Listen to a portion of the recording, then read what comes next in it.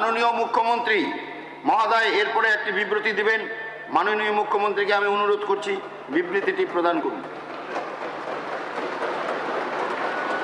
মাননীয় অধ্যক্ষ মহোদয়, একটি গুরুতর এবং অত্যন্ত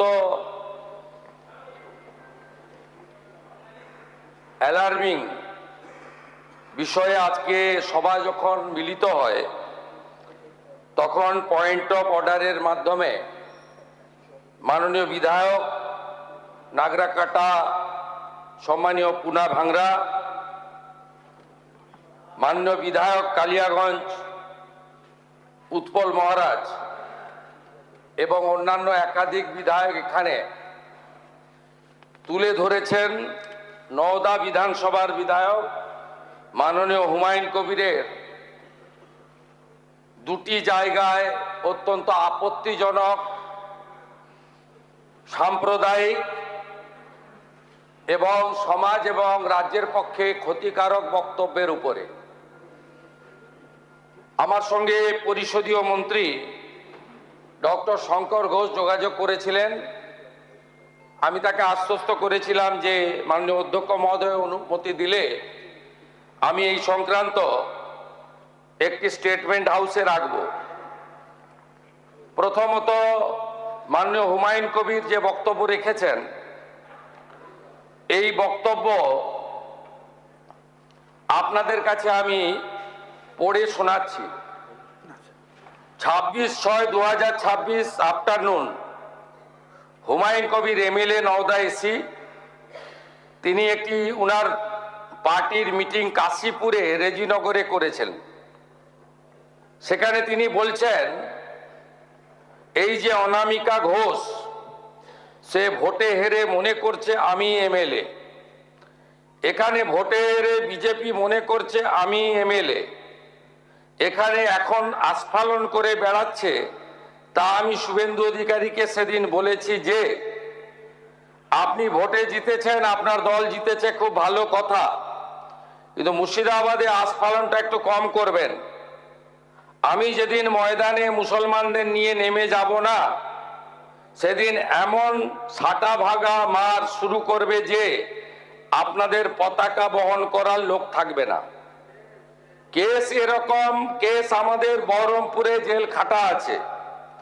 5000 লোককে আপনি বহরমপুর সেন্ট্রাল জেলের যা আয়তন তাতে 4700 বা 4800-র বেশি লোক ধরে না। লাখে লাখে লোককে রাস্তায় নিয়ে নামাবো আর সাটা ভাঙা মার দেব আর জেলে যাব। কদিন জেলে আটকে রাখতে পারবেন, কত খাওয়াতে পারবেন দেখব। লিমিট যেদিন ক্রস হয়ে যায় না, মাথাটা যেদিন গরম হয়ে যায় সেদিন আমি এসপি বুঝবো না, চিফ মিনিস্টারে বুঝবো না, আর কে কোথায় থাকলো আর কে কোথায় থাকলো না ওসব বুঝবো না। আমি নিজেই নেতৃত্ব দিয়ে দাঁড়াবো। এটা একটা ইনসিডেন্ট 1। ইনসিডেন্ট 2, শক্তিপুরে দুয়ারা ঘাটে 8 তারিখে সেখানে উনি বলছেন ভোটের আগের দিন আমার নিজের ভাইপোকে অ্যারেস্ট করেছে এই ওসি। এই আমি তো ভাষা বলতে পারবো না। এই বাচ্চাকে আগে দেখব, তারপরে ভাষাটা আমি অমিট করছি।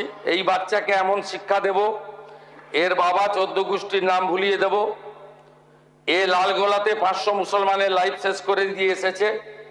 সত্যভাবে বলবো, এই ওসিকে এখান থেকে সরানো শুধু না, একেবারে অকেজো পোস্টিং দিতে হবে।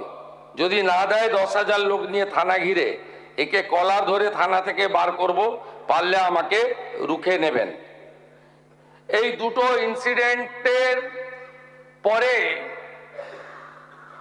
আমার মনে হয়েছে যে এনাফি জানাব, সময় এসেছে এই ধরনের লোককে সবক শেখানোর। আপনাকে আমি পরিষ্কার বলছি, মমতা ব্যানার্জি মুখ্যমন্ত্রী নন। আপনি দুর্বল মুখ্যমন্ত্রী পেয়ে যা খুশি করেছেন, যা খুশি বলেছেন। আমি আপনাকে বলে গেলাম আমরা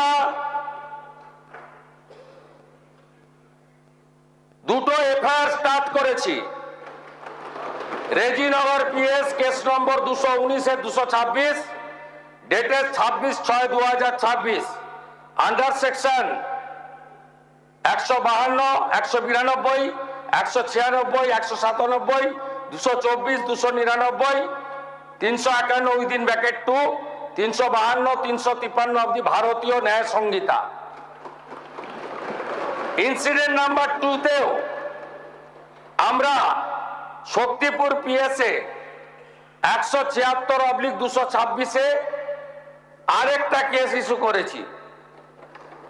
সেই কেসেও আমরা ভারতীয় ন্যায় সংহিতার সমস্ত সেকশন লাগিয়েছি এবং আমি আপনাদেরকে অ্যাসিওর করছি এত বড় ক্ষমতা আপনাকে কেউ দেয়নি। আপনি মুখে যেগুলো বলেছেন,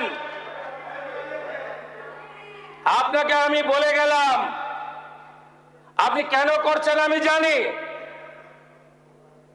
আপনি কেন করছেন রাজনৈতিক কারণটা আমি জানি। আপনার এজেন্ডা 2 ছিল। 1 এজেন্ডা ভরতপুর, রেজিনগর, নওগাঁয় সব নির্বাচিত পঞ্চায়েত যে দলেরই হোক ভেঙে আপনার পার্টিতে নিয়ে যাওয়া। আপনি সেটা করতে পারছেন না।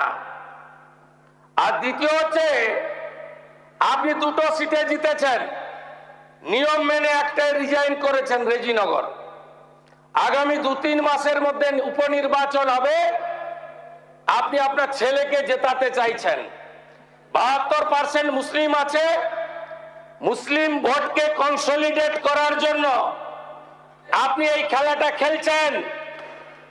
আপনি কান খুলে শুনে রাখুন, আপনাকে এইভাবে ধমক হুমকি বেপরোয়া লাগাম ছাড়া কথা বলতে দেব না, দেব না, দেব না। আপনাকে আমি শুধু 3টে উদাহরণ দিলাম। সন্দেশখালীতে একজন ছিল,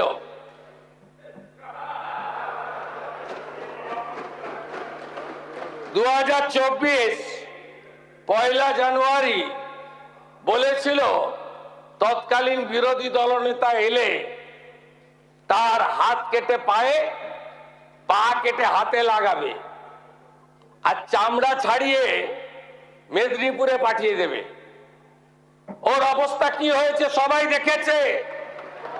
একই টোন ছিল। আরেকটা জীবনতলার গুন্ডা ক্যানিং ভাঙর, ওর অবস্থাও কি হয়েছে দেখতে পাচ্ছে সবাই। আরেকটা পুষ্পা ঝুঁকে গায়ে নেই, এমন ঝোঁকা ঝুঁকেছে খালি পায়ে, ছোট প্যান্ট পরে, কান ধরে উঠবস করতে করতে যাচ্ছে। আপনাকে আমি বলে গেলাম পুলিশ তার ব্যবস্থা নেবে। আর আমি 1 সপ্তাহ পরে মুর্শিদাবাদে যাচ্ছি।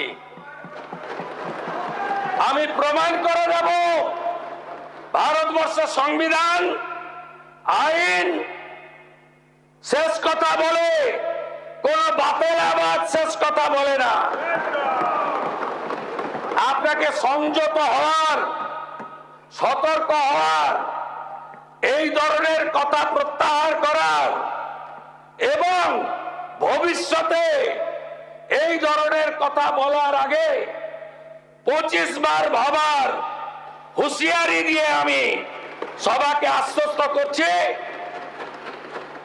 আপনারা ভাবছেন কেস হয়েছে, অ্যাকশন কবে হবে? যারা ওকে ডেকেছিল এই সভাতে তাদেরকে আগে তুলব, তারপরে আপনার কাছে যাব। যা করার করব, আমি আশ্বস্ত করছি আপনাদের। আপনি ধরে রাখুন, এটা ওর শেষ বক্তব্য, ধরে রাখতে পারেন। এই সরকার আইনের শাসন প্রতিষ্ঠা করবে, গুন্ডাদের শাসন সমাপ্ত করবে। নিশ্চিন্ত থাকুন। সবাই ভালো থাকবেন। ধন্যবাদ।